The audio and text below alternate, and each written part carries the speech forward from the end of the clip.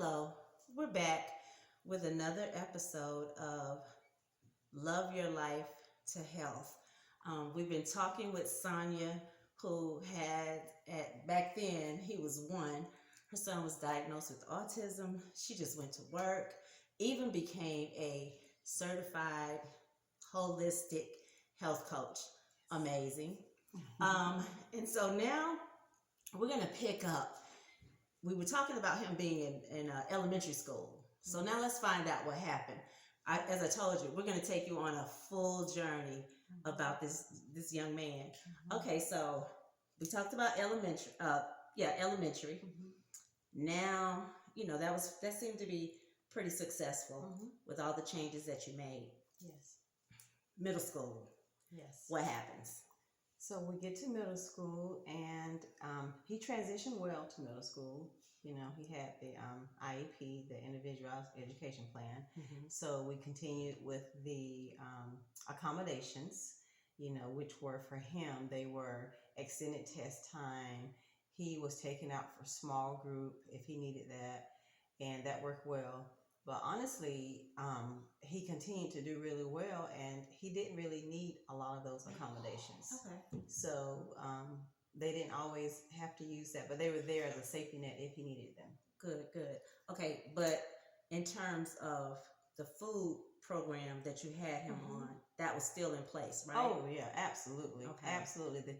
He continued to eat that way with no artificial colors, no artificial preservatives like the nitrates we talked about, none of that.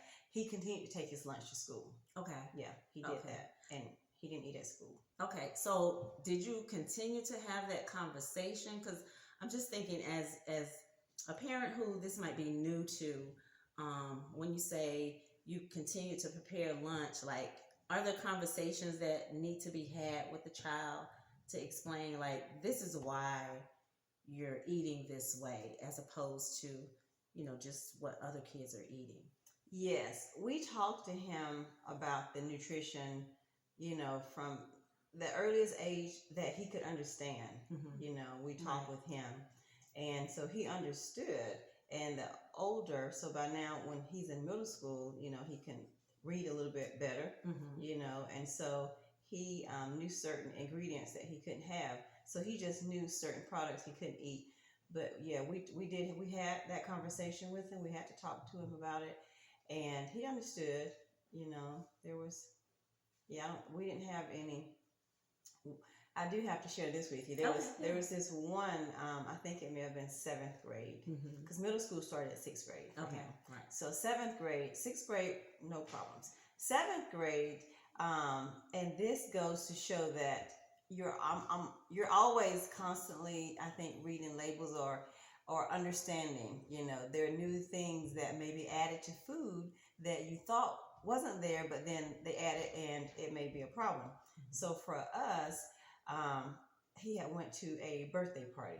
So it wasn't always school things, but this was something else he got into at the birthday party that he ate, and I think it triggered some behavior issues. Okay. And that was something that was alarming, because for him, he was just a peaceful, even-toned kid.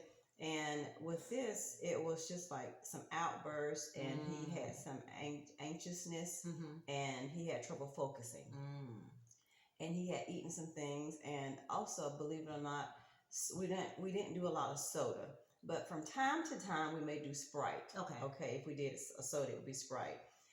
But I think it was something in the Sprite that triggered behaviors for him. So even now, he doesn't drink any Sprite. Wow. So it sounds like it's an ongoing, like, from the time you find out, let's say 6 months to 1 year or 2 years, it's an ongoing process. So it's not something that, okay, a couple months it'll be done. No, it's an ongoing lifestyle change. It's definitely a lifestyle change. That's why parents, grandparents, or caretakers need to understand that it is a lifestyle change, and it becomes your eating style. Just second nature after a while, huh? Yeah. A lot of practice, I'm sure.